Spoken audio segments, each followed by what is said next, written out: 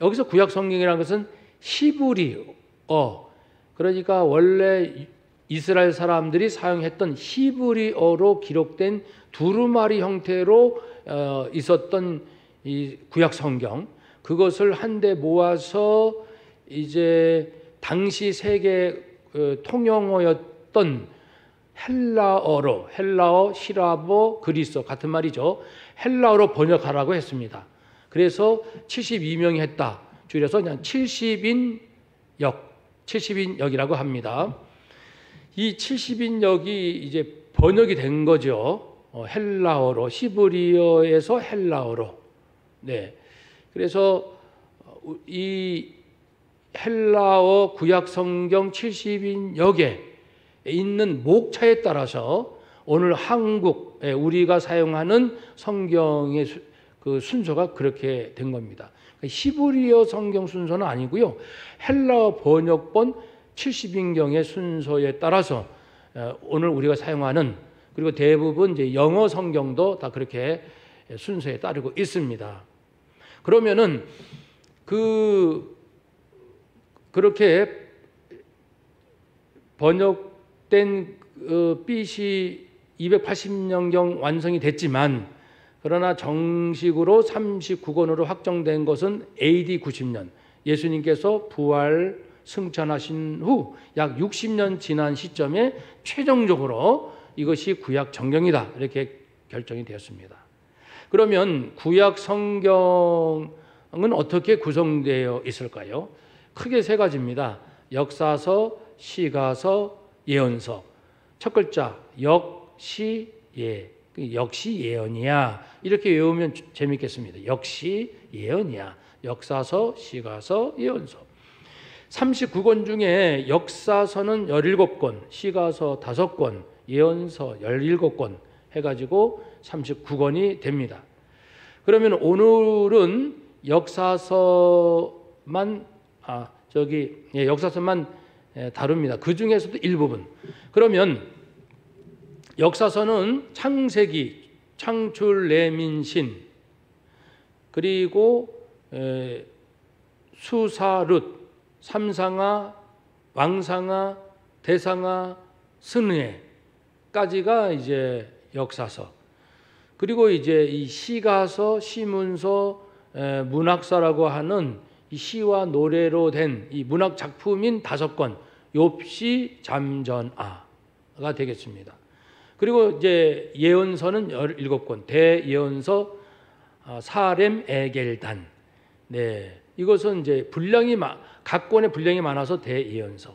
그 다음에 나머지 12권 분량이 작은 예언서, 호율, 암업, 욘미, 나합, 스팍, 승말 해서 12권. 그래서 예언서는 17권이 됩니다. 우리가 그 말씀의 그 성경의 순서를 외우면 성경 찾을 때 도움이 되겠죠. 그러면 이제 남은 시간에는 그 앞부분만, 역사서. 근데 역사서 중에서도 또 앞부분만 다루겠습니다. 그럼 이제 역사서 합니다. 예. 역사서는 어떻게 구별되어 있나요? 성경의 역사는 창조시대, 족장시대,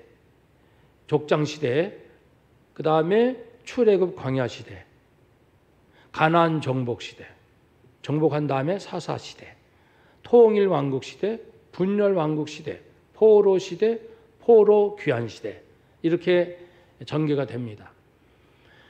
네, 이 모두가 역사서 안에 다 들어가 있는 거예요. 그러면 창조 시대는 창세기 1장부터 이제 11장까지, 여기에는 인간의 시작, 죄의 시작, 가정의 시작, 산업의 시작, 국가의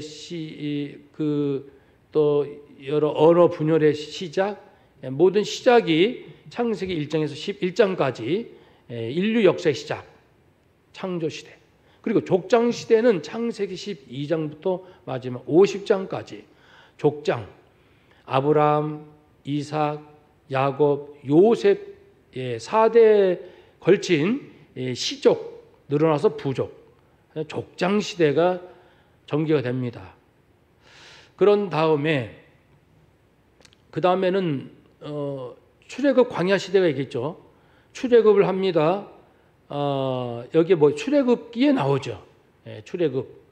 그 다음에 레위기, 민수기, 신명기가 나오겠습니다. 그 다음에는 가나안 정복. 가나안 정복에는 여호수아, 또 그 시대에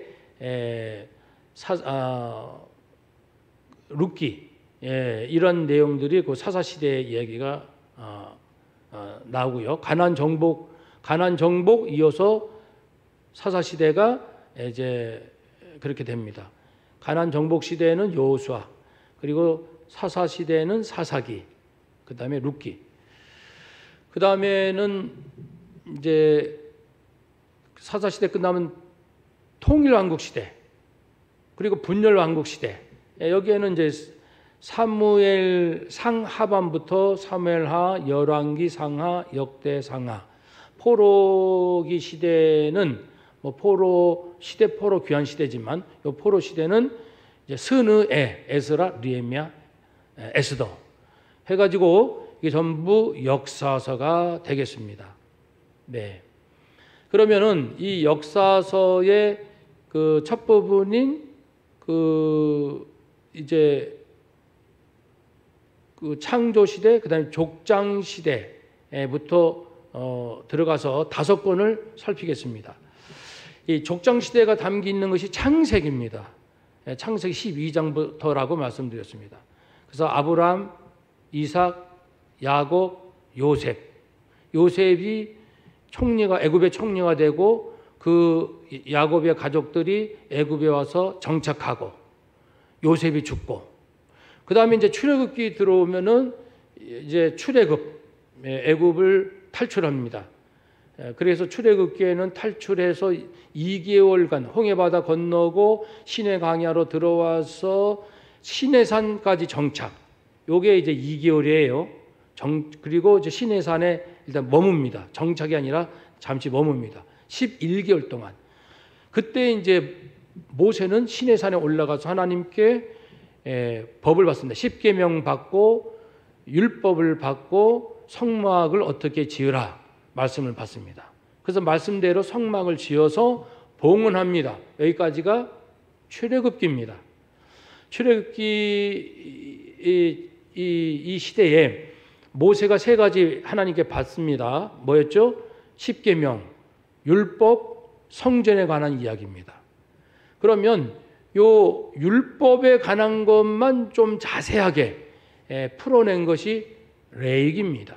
레위는 야곱의 12아들, 12지파 중에 레위 지파, 제사장 지파.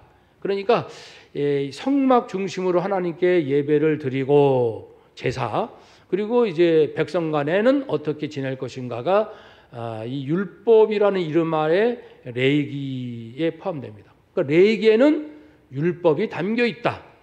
율법의 내용은 크게 3가지입니다. 제사, 하나님께 어떻게 제사를 지낼 것인가, 그리고 백성 간에는 어떻게 사회 질서를 유지할 것인가, 민사소송, 형사소송, 손해배상 청구, 이런 것들이 있습니다.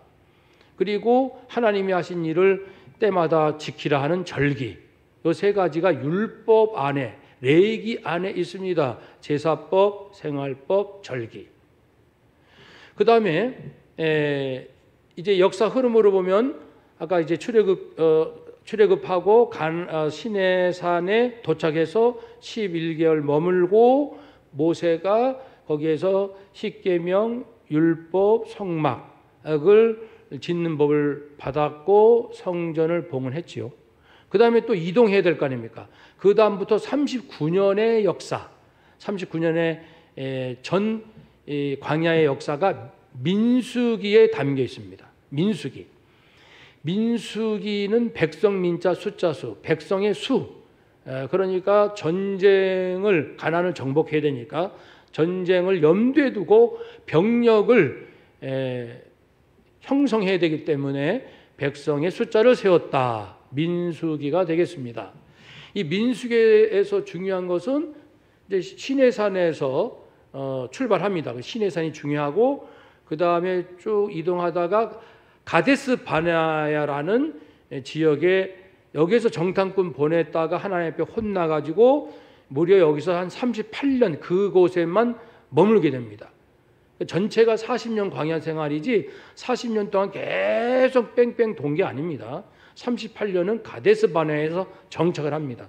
정착이 아니라 하나님한테 어떻게 보면 이제 좀 훈련받는 곳이죠. 괴로운 광야, 지루하고 괴롭고 살기 힘든 그런 척박한 곳에서 38년을 가데스 바네아에서 지내다가 그 다음에 이제 이동해서 가나안 땅에 정복 해서 요단강 건너가야 되니까 건너가기 전 요단강 동편 모압 평지까지 도착. 이것이 뭡니까? 민수기입니다. 시내산 출발, 가데스 바네아에서 38년 이동해 가지고 요단강 동편 모압 평지까지 민수기.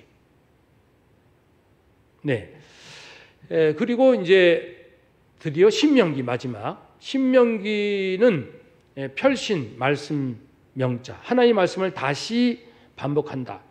전체적으로 40년의 광야 생활을 했기 때문에 출애굽 1세대는 다 죽고 여호수아와 갈렙만 남았죠. 모두 죽고. 그러니까 광야에서 태어났거나 이제 출애굽을 할 당시에 20세 미만 이 출애굽 2세들을 위해서 모세가 모압 평지에서 유언과도 같이 거기에서 마지막 고별 말씀을 하는 것이 신명기입니다.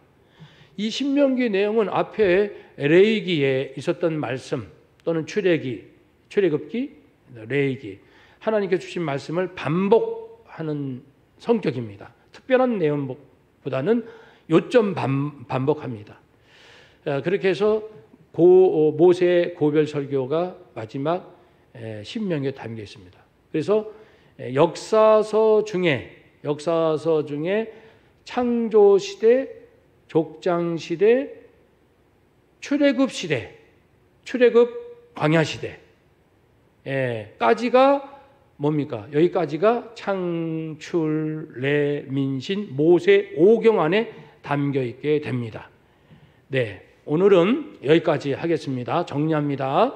이제 성경은 하나님께서 여러 과정을 통해서 정경으로 형성되도록 인도하셨고 구약은 39권인데 크게 역사서 그리고 시가서 예언서 역사서는 이스라엘 전 역사가 다 들어가고 맨 처음에는 창조시대 족장시대, 출애굽 광야시대 이 내용이 담겨있는 것이 창출, 래, 민신, 모세 5경의 내용이다. 여기까지 배웠습니다.